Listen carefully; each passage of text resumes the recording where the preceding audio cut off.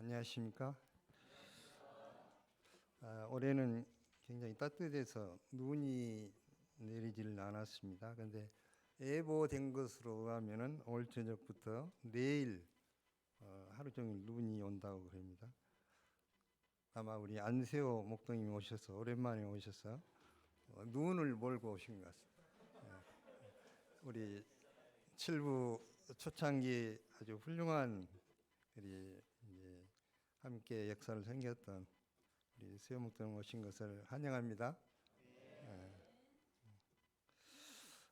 로마서 8장 1절부터 17절입니다. 말씀은 요절 14절 한 목소리로 읽겠습니다. 시작. 영으로 인도함을 받는 사람은 곧 하나님의 아들이라. 독일의 유명한 경건주의 아버지 야곱 스페너라는 아주 유명한 분이 있는데, 이분은 만일 성서를 반지에 비유한다면 로마서는 반지에 박힌 보석과 같다, 다이아몬드 같다. 그런데 그 중에서 로마서 8장은 그 보석에서 가장 반짝이는 부분이다, 정점이다, 이렇게 이야기를 했습니다. 그만큼 로마서 8장은 로마서 가운데서도 중요하다는 그런 의미입니다. 로마서 8장은 성령이라는 단어가 28번이나 나옵니다. 그래서 로마서 8장을 보통 우리는 성령장이다 이렇게 부르고 있습니다. 신앙생활이란 한마디로 성령 안에서 삶입니다. 성령 없는 신앙생활은 있을 수도 없고 또 할 수도 없습니다. 우리는 성령님의 도우심 없이는 결코 죄와의 영적 전쟁에서 승리할 수가 없습니다. 이 시간 우리가 오늘 말씀을 통해서 성령의 인도를 받는 삶을 반드시 우리가 살아야 한다는 것을 새롭게 깨달을 수 있기를 기도합니다. 사도 바울은 바로 앞에 7장 24절에서 오라 나는 공고한 사람이로다. 이 사망의 몸에서 누가 나를 건져내려고 절망적인 탄식을 하였습니다. 그러다가 갑자기 우리 예수 그리스도로 말미암아 하나님께 감사하리로다라는 승리의 찬가를 부렸습니다. 그가 어떻게 이런 승리의 찬가를 부를 수 있게 된 것입니까? 다 같이 1절을 한 목소리 읽겠습니다. 시작. 그러므로 이제 그리스도 예수 안에 있는 자에게는 결코 정죄함이 이 말씀은 그리스도 예수 안에 있는 자는 율법의 요구와 정죄로부터 해방되었음을 선언하는 해방 선언입니다. 이는 무죄 선언으로서 위대한 해방 선언입니다. 그렇다면 왜 결코 예수님 안에 있는 사람은 정죄함이 없는 것입니까? 2절을 같이 읽겠습니다. 시작. 이는 그리스도 예수 안에 있는 생명의 성령의 법이 죄와 사망의 법에서 너를 해방하였습니다. 이제는 그리스도 예수 안에 있는 생명의 성령의 법이 우리를 죄와 사망의 법에서 해방하였기 때문입니다. 생명의 성령의 법이란 생명을 주는 성령의 힘, 세력을 말하고 있습니다. 우리가 예수님을 믿기 전 죄와 사망의 법 체계 밑에서 살 때는 죄를 지으면 정죄받는 것이 너무나 당연했습니다. 그러나 이제는 우리가 살고 있는 세계가 달라졌습니다. 요한복음 5장 24절을 이렇게 말합니다. 내가 진실로 내게 이르노니 내 말을 듣고 또 나를 보내신 이를 믿는 자는 영생을 얻었고 심판에 이르지 아니하니 사망에서 생명으로 옮겼느니라. 사망에서 생명으로 옮겼다 했습니다. 골로새서 1장 13절은 또 이렇게 말합니다. 그가 우리를 흑암의 권세에서 건져내사 그의 사랑의 아들의 나라로 옮기셨다고 했습니다. 우리는 나를 사랑하사 나를 위해 자기 몸을 버리신 하나님의 아들을 믿음으로 이제 우리는 구원을 받았습니다. 사탄의 통치와 죄와 사망의 법체계 밑에서 벗어나서 이제는 하나님의 사랑하시는 아들 예수 그리스도의 나라로 옮겨지게 됐습니다. 천국 백성이 된 것입니다. 그러므로 이제 더 이상 죄와 사망의 법에 다스림을 받지 않게 되었습니다. 대신 이제 생명의 성령의 법이 우리를 다스리게 된 것입니다. 요한복음 8장에 보면은 음행 중에 잡힌 여인이 돌에 맞아 죽을 위기에 처해 있었습니다. 여인은 죄와 사망의 법에 매어서 벌벌 떨고 있었습니다. 그런데 예수님이 막아서시며 말씀하셨습니다. 나도 너를 정죄하지 아니하노니 가서 다시는 죄를 범하지 말라. 예수님은 여인이 당할 형벌을 십자가에 대신 담당해 주셨습니다. 그리고 여인에게 제사함의 은혜를 베풀어 주셨습니다. 그래서 누구도 이 여인을 정죄하지 못했습니다. 그 여인이 죄가 없고 의롭기 때문이 아니었습니다. 그 여인이 예수님의 대속의 그늘 아래에 있었기 때문입니다. 예수님 안에 있는 생명의 성령의 법이 죄와 사망의 법에서 이 여인을 해방시켜 주었기 때문인 것입니다. 여기서 중요한 것은 그리스도 예수 안이라는 말입니다. In Jesus Christ in이라는 말입니다. 예수님 안에. 우리가 아담 안에 있을 때는 내 속에 있는 죄의 세력이 마음의 법보다 더 강하여 선을 행하고자 할 때마다 번번이 참패를 당할 수밖에 없었습니다. 그러나 예수님 안에 있을 때 생명의 성령의 법이 죄와 사망의 법보다 더 강하기 때문에 우리를 능히 해방시킬 수 있는 것입니다. 노트르담 껍질라는 소설로서 우리에게 너무나 잘 알려진 프랑스 작가 빅톨 이고는 본래 술 취함과 방탕의 대명사였습니다. 그에게는 사랑스러운 딸이 하나 있었는데 딸이 눈물로 하소연해도 소용이 없었습니다. 아빠, 제발 술 그만 드시고 집에 빨리 들어오세요. 뭐 이렇게 한 것 같아요. 그러나 방탕한 술 친구들과의 관계가 너무나 강력해서 거기서 빠져나올 수가 없었습니다. 죄와 사망의 법이 그를 장악하고 있었던 것입니다. 그런데 어느 날 그 딸이 세느 강에 빠져가지고 익사하는 죽는 사고가 발생하였습니다. 이때 빅톨 리고는 싸늘한 딸의 시신을 흰 천으로 덮으면서 이렇게 통곡했습니다. 내 딸의 죽음은 내 죄악에 대한 하나님의 심판이다. 지금 죽은 것은 내 딸이 아니라 천하의 죄인인 바로 나다.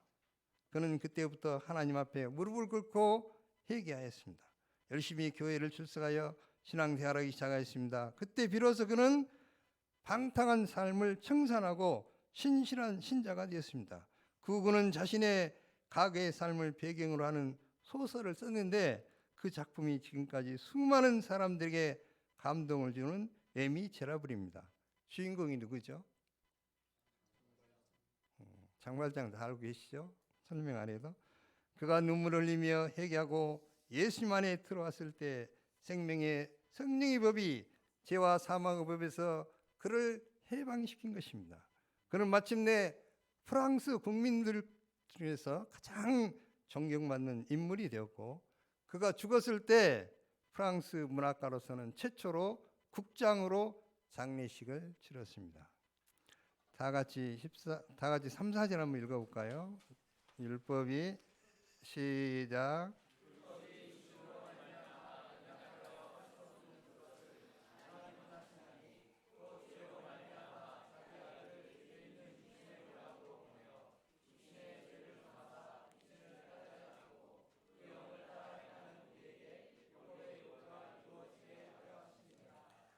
이렇게 우리가 죄와 사망의 법에서 해방되었으면 이제 우리는 어떻게 살아야 할까요?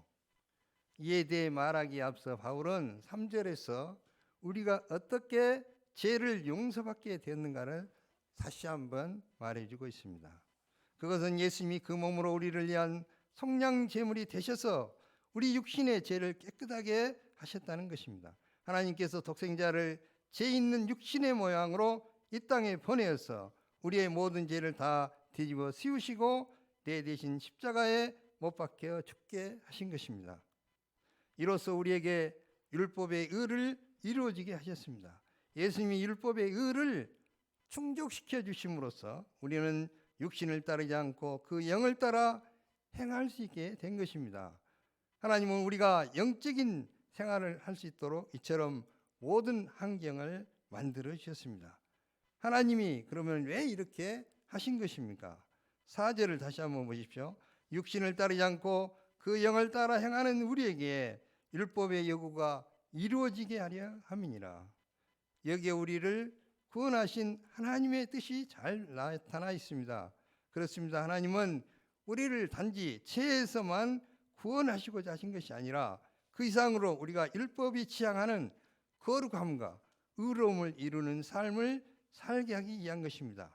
많은 사람들이 예수님의 구원의 은혜를 감사하고 기뻐하지만은 그 이유 하나님이 우리가 어떤 삶을 살기를 원하시는 데 대해서는 별 관심이 없습니다. 그러나 참으로 하나님이 우리를 구해 주신 뜻을 안다면 율법의 뜻을 이루는 거룩한 삶을 살고자 기도하며 이것을 위해 애써야 하는 것입니다. 예수님을 믿고 구원의 은혜만을 즐기고 죄와 싸우지 않고 자기 감정과 정욕대로 계속 산다면 그것은 얼마나 슬프고 안타까운 것입니까? 그래서 사도 바울은 이것이 마땅하지 않다고 하면서 이제 우리가 어떻게 살아야 할 것인가에 대해서 말해주고 있습니다. 다 같이 그 5절 6절 우리 형제님들 한번 읽어볼까요? 5절 6절 육신을 따른 자는 시작.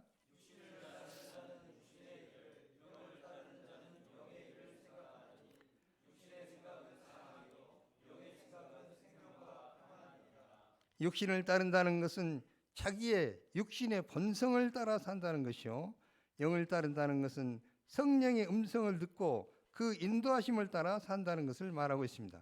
물론 당장에는 육신을 따르는 것이 아주 편하고 쉽습니다. 그것은 나의 본성을 따라 사는 것이기 때문에 어렵지 않습니다. 그러나 이런 사람은 말만 신앙인이지 아무 생각 없이 사는 것입니다. 이들이 추구하는 것은 육신의 정욕과 안목의 정욕과 이생의 자랑뿐입니다. 말은 하나님을 믿는다고 하지만 실상은 자기 감정과 정욕대로 말을 하고 행하여 하나님을 안 믿는 사람과 별로 다를 것이 없습니다. 이런 육신의 생각을 하는 사람은 환난과 공고가 따르고 결국에 사망에 이르게 됩니다. 그러므로 우리는 반드시 영을 따르는 삶을 살아야 한다는 것입니다. 영을 따르는 자는 영의 일을 생각합니다. 이런 사람들은 육적인 것보다 영적인 것, 순간적인 것보다 눈에 보이지 않는 것을 추구합니다. 이들은 그리스도 중심의 사람으로서 자기 영광보다 하나님의 영광을 구하고 자기를 기쁘게 하기보다는 하나님을 기쁘시게 하고자 애를 쓰는 것입니다. 자기 유익보다도 하나님의 유익을 구하고 매사에 하나님을 기쁘시게 할 것이 무엇인가 찾습니다. 이들은 하나님의 말씀을 즐거워하고 말씀대로 사는 것을 기뻐합니다. 이런 사람의 내면은 하나님이 주시는 생명과 평안으로 가득하게 됩니다. 기도하고 말씀을 묵상하며 먼저 영의 생각을 하고 성령이 인도하신 대로 하나님을 기쁘시게 하며 하나님을 영화롭게 하고자 하는 분명한 목표를 갖고 삽니다. 이렇게 한다는 것은 쉬운 일이 아닙니다. 그러나 영의 일을 생각하는 사람은 이런 제약된 본성과 싸우고자 기도를 하고 말씀을 묵상하며 성도와의 교제에 힘씁니다. 그러면 자연히 영의 생각을 하게 되고 이것이 익숙해지고 이제는 단련이 되어서 범사에 영의 일을 도모하며 하나님을 기쁘시게 하는 삶을 살 수가 있는 것입니다. 이런 사람들이 맺는 열매는 곧 생명과 평안이라고 했습니다. 우리가 잘 아는 종교 개혁자 마틴 루터는 새가 우리 머리를 수없이 날아다니지만 머리에 앉아서 둥지를 틀지 못하게 하라고 했습니다. 우리 머릿속에는 인간적인 생각, 음란한 생각, 자기중심적인 생각, 이기적인 생각, 슬픈 생각의 새들이 수없이 왔다 갔다 합니다. 이때 우리는 그 새가 머리에 앉아서 새 집을 짓지 못하도록 해야 합니다. 우리 새우목동님, 머리에 새가 몇 마리나 날아다닙니까? 무슨 새가 날아다닌가요? 서너 마리 있다. 다행입니다. 서너 마리 정도니까요. 여기서 생각해볼 문제는 생각의 중요성입니다. 우리는 성령의 역사로 말미암아 거듭나 새 사람이 되었지만 우리의 육신으로 인해서 육신의 생각을 하기가 쉽습니다. 그러나 생각은 씨앗과 같아서 언젠가는 그 씨앗들이 열매를 맺게 됩니다. 생각은 행동을 낳고 행동은 습관을 낳습니다. 습관으로 굳어지면 나중에는 고치고 싶어도 그것을 고칠 수가 없게 되는 것입니다. 허드슨 테일러는 우리가 어른이 되는 것은 키가 크고 장성함이 있지 않고 생각이 자라는 데 있다고 했습니다. 또한 생각이 건강하면 행동이 건강하고 생각이 병들면은 행동이 병든다는 유명한 말을 하였습니다. 어떤 인디언 추장이 자기 손자에게 내면에서 일어나는 큰 싸움에 대해서 이렇게 이야기를 해주었습니다. 얘야, 우리 모두의 마음속에는 늘 두 마리의 늑대가 싸우고 있단다.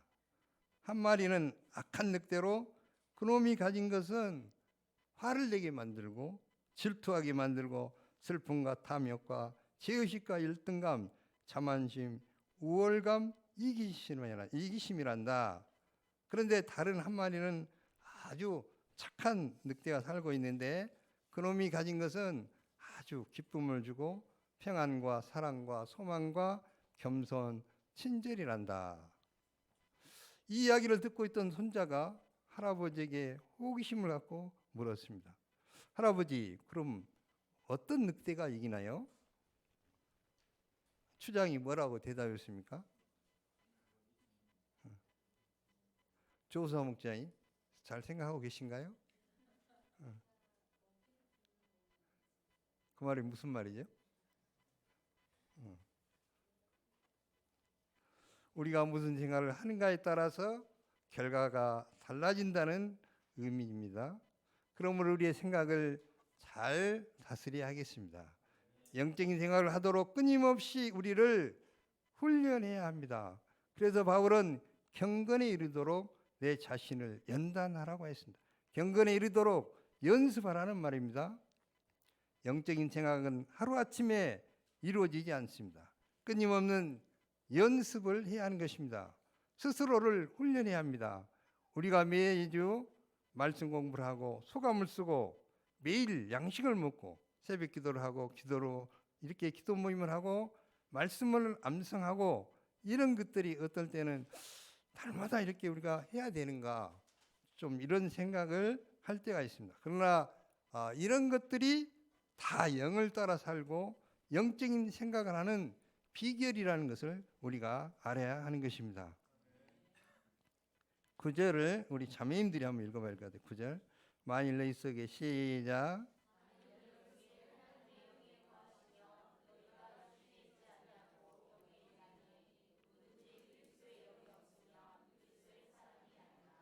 우리가 예수님을 생명의 구주로 영접하게 되면 우리 속에 하나님의 영 곧 성령이 거하시게 됩니다. 이때 우리는 육신의 속한 자가 아니요 영의 속한 자가 되는 것입니다. 그리스도인은 그리스도의 영의 지배를 받는 사람들입니다. 만일 크리스천이라고 하면서도 그리스도의 영이 없으면 참된 크리스천이 아닌 것입니다. 오늘날은 크리스천이라고 하는 사람들은 수없이 많지만 그리스도의 영의 지배를 받는 참된 크리스천들은 드뭅니다. 우리가 참된 그리스도인이 되려면 자기 생각이나 계획보다도 그리스도의 영의 지배를 받고 영을 따르는 생활을 해야 하는 것입니다. 10절 11절은 우리 안에 그리스도의 영이 거하실 때 오게 되는 위대한 결과들을 계속 말하고 있습니다.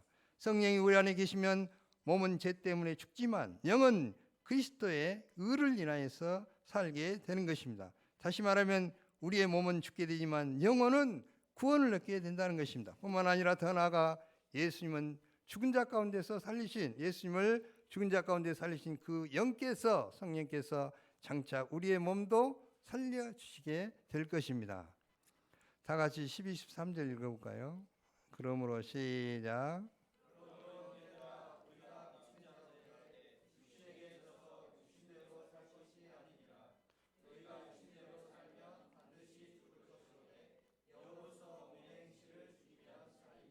우리는 하나님께 가분한 은혜를 받았습니다. 예수님의 십자가 보혈로 구원을 받았습니다. 성령을 받아서 거룩한 삶을 살게 되었습니다. 우리는 모두 빚진 자들입니다. 빚도 보통 큰 빚을 진 것이 아닙니다. 우리가 이런 놀라운 은혜를 입고도 여전히 육신의 욕구대로 산다면 그것은 하나님의 은혜를 원수로 갚는 것입니다. 악으로 갚는 것입니다. 그러므로 우리는 은혜의 빚진 자로서 나를 구원해주신 하나님의 은혜에 감사하고 이제는 몸의 행실을 죽이고 주님의 뜻을 이루고자 하는 그러한 심정으로 살아야 할 것입니다. 그러면 우리가 어떻게 몸의 행실을 죽일 수가 있는 것입니까? 13절을 다시 한번 보십시오. 영으로서 몸의 행실을 죽이면 산다고 했습니다. 성령의 능력으로 몸의 행실을 죽일 수가 있습니다. 갈라디아서 5장 16, 17절에 성령을 따라 행하라. 그리하면 육체의 욕심을 이루지 아니하리라. 육체의 소욕은 성령을 거스리고 성령은 육체를 거스리라니 이들이 서로 대적함으로 너희가 원하는 것을 하지 못하게 하려 함이니라고 했습니다. 어두움은 어두움으로 절대로 이길 수가 없습니다. 빛이 비추면 어둠은 자연히 사라지는 것입니다. 마찬가지로 육체의 소욕은 성령의 능력이 강력해질 때 자연스럽게 사라지는 것입니다. 그러므로 우리가 인간적인 노력으로 혈과 육의 씨름을 할 것이 아니라 기도와 말씀으로 영적인 싸움을 싸워야 하겠습니다. 그럼 우리는 왜 이런 삶을 살아야 하는 것입니까? 우리는 도대체 누구입니까? 요절 말씀입니다. 14절 무릇 다 같이 읽을까요? 무릇 지금은 안 나왔는데 무릇 하나님의 영으로 인도함을 받는 사람은 곧 하나님의 아들이라. 하나님의 자녀들은 적극적으로 성령을 따르고 하나님의 영의 인도함을 받는 자들인 것입니다. 그러면 하나님의 자녀된 특권이 무엇입니까? 첫째, 하나님을 아빠 아버지라 부를 수 있게 되었습니다. 15절은 나오죠. 다 같이 읽어볼까요? 시작. 너희는 다시 무서워하는 종의 영을 받지 아니하고 양자의 영을 받았으므로 우리가 아빠 아버지라고 부르짖느니라. 우리는 과거 사탄의 종이 되어 두려움에 시달렸습니다. 죄의식에서 오는 불안과 두려움과 심판에 대한 두려움, 장래에 대한 두려움, 막연한 두려움 등 세상 사는 자체가 모두가 다 두려웠습니다. 이는 악령의 지배하에 있었기 때문입니다. 그러나 우리는 이제 악령의 지배에서 벗어나서 양자의 영을 받게 됐습니다. 이 말씀은 우리가 노예 상태, 죄의 노예 상태에서 하나님의 자녀로 입양을 받게 됐다는 것입니다. 이는 신분의 엄청난 변화입니다. 우리는 하나님과의 관계에서 주인과 종의 관계가 아니라 이제 아버지와 아들의 관계가 된 것입니다. 우리가 노예 상태에서 해방된 것만 해도 감사한 일인데 영광스러운 하나님의 자녀가 된 것은 얼마나 큰 축복입니까? 종은 주인의 눈치를 보며 두려워합니다. 항상 긴장해야 하고 부자유스럽습니다. 그러나 아들은 근본적으로 아버지와의 그 은혜, 사랑의 관계로 맺어 있기 때문에 자유롭고 거리낌이 없습니다. 실수를 해도 두렵지 않습니다. 자녀들은 아버지에게 아빠 아빠하며 천진난만하게 그 품에 안길 수가 있습니다. 그래서 우리 칠부에도 우리 딸바보, 우리 문요셉 목사님이신 것 같아요. 우리 진주 보면은 어쩔 줄 모르는 것 같아요. 또 우리 요사 목사님도 우리 혜인이를 보면은 어쩔 줄 모르는 것 같고, 우리 정한 목사님도 마찬가지. 새로인 때문에 그러죠. 주일 목사님은 은서 때문에 참 대단한 것 같아요. 보면은 너무너무 이렇게 사랑하신 것 같아요. 이와 같이 우리 믿는 자들에게는 하나님은 더 이상 두려움의 대상이 아니라 인자한 우리의 아버지가 되십니다. 우리는 경외심을 가지고 언제든지 자유롭고 거리낌 없이 하나님 아버지 품에 안길 수가 있게 된 것입니다. 이는 하나님의 자녀된 자만이 누릴 수 있는 특권 중에 특권입니다. 힘든 세상에 살면서 괴롭고 답답한 일을 만날 때마다 하나님 아버지께 나가서 아버지라고 부르며 그 품에 안겨서 안식과 위로와 힘과 용기를 덧입을 수 있다는 것은 말로 표현할 수 없는 축복인 것입니다. 우리 조사 목사님이 눈물로 기도하는 것을 많이 봤는데 요새는 잘 안 하신 것 같아요. 아버지 하면 눈물, 기도할 때마다 눈물 흘리는 거 보면은 저는 맨송맨송하고 기도를 하는데 참 은혜를 제가 많이 받았는데 요새는 참 드문 것 같습니다. 자주 볼 수 있기를 기도합니다. 둘째로 영광스러운 하나님의 나라를 이제 우리가 상속받게 되었습니다. 17절을 보십시오. 자녀이면 또한 상속자 곧 하나님의 상속자요 그리스도와 함께한 상속자니 하나님의 자녀가 되면 하나님 나라를 상속받는 하나님의 나라의 그 상속자가 되는 것입니다. 이는 실로 상상하기 힘든 엄청난 축복이요 특권입니다. 종은 아무리 잘해도 상속자는 될 수 없습니다. 그러나 자녀는 아무리 부족해도 상속자입니다. 옛날에는 상속자가 되면 아버지가 소유한 재산뿐만 아니라 권리나 특권 등 모든 것을 물려받았습니다. 왕자는 왕이 누릴 수 있는 영화와 권세와 특권을 다 물려받았습니다. 여기서 그리스도와 함께한 상속자라는 데 뜻이 있습니다. 이는 장차 그리스도께서 만유를 회복하시고 하나님 나라를 상속받아 누리게 될 영광과 권세를 함께 누릴 수 있게 되었다는 것입니다. 셋째, 예수님과 함께 고난받는 특권이 있습니다. 다 같이 한번 읽을까요? 17절 우리가 시작. 우리가 그와 함께 영광을 받게 하여 고난도 함께 받아야 할 것이니라. 우리가 하나님의 자녀로서 누릴 수 있는 특권은 영광만 받는 것이 아니라 예수님과 함께 고난도 받는 것입니다. 이는 그리스도와 함께 영광을 받기 위해서 고난도 함께 받는 것입니다. 그런데 우리는 영광을 누리는 것은 특권으로 여기지만 고난을 받는 것은 특권으로 여기지 않습니다. 고난받는 것을 고통스럽게 생각하고 할 수만 있으면 고난 없이 쉽게 영광을 누리고자 합니다. 고난 없이 쉽게 많은 열매를 맺고 고난이 없이 쉽게 천국에 가고자 합니다. 그러나 십자가의 고난 없이는 부활의 영광에 이를 수 없다는 것이 진리인 것입니다. 십자가를 통과해야만 반드시 부활에 이를 수 있는 것입니다. 우리가 그리스도와 함께 영광받는 특권을 누리고자 한다면 이 땅에 살 동안 그리스도와 함께 고난받는 특권도 누려야 한다는 것입니다. 사도 바울은 이 비밀을 깨달았습니다. 그래서 그는 그리스도의 부활의 권능을 알기 위해서 그의 죽으심을 본받는 생활을 했습니다. 내가 그리스도와 그 부활의 권능과 그 고난의 참여함을 알고자 하여 그 죽으심을 본받는다고 했습니다. 십자가의 고난을 통해서만이 우리의 내면에 그리스도의 형상이 조각되고 장차 영광을 받기에 합당한 자로 반드시 빚어지게 되는 것입니다. 결론적으로 신앙생활이라는 것은 우리의 힘과 의지로 하는 것이 아니라 성령의 인도함을 받고 성령을 따르는 생활인 것입니다. 영의 일을 생각하고 하나님을 기쁘시게 하는 생활입니다. 우리는 더 이상 육신에 속한 자들이 아닙니다. 성령을 따라 사는 영적인 사람들인 것입니다.